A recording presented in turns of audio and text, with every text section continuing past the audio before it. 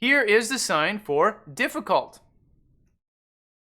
Okay, we're going to use both hands and the hand shapes are the same. We're going to be using the letter V that is bent forward.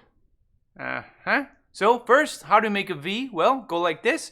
Get rid of the pinky finger, ring finger, thumb in front on top of the middle finger, and you have the V. Now those are like bunny ears, so bend them forward.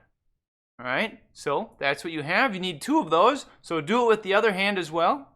Now I'm right-handed, so with my non-dominant hand, I'm going to put my first bent over bunny ears down there, okay? Now my right hand, dominant hand, I'm going to go like this. Difficult. Difficult. From the side, difficult.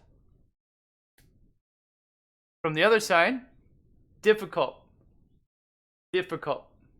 From the front again.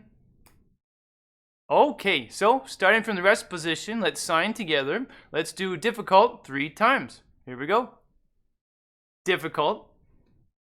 Difficult. Difficult. Okay, so you have bunny ears. Bend them forward, and that's what you're using. Now this sign difficult also works for the concepts of hard to do, difficult, right? Okay, so we just talked about how to sign difficult.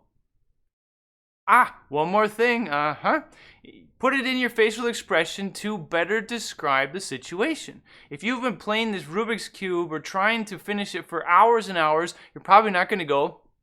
You're probably going to go, right? Oh, it's difficult, right? And if it's not that big of a thing, but it's kind of difficult, right? But add in a facial expression to help measure the amount of difficulty in this situation. Okay,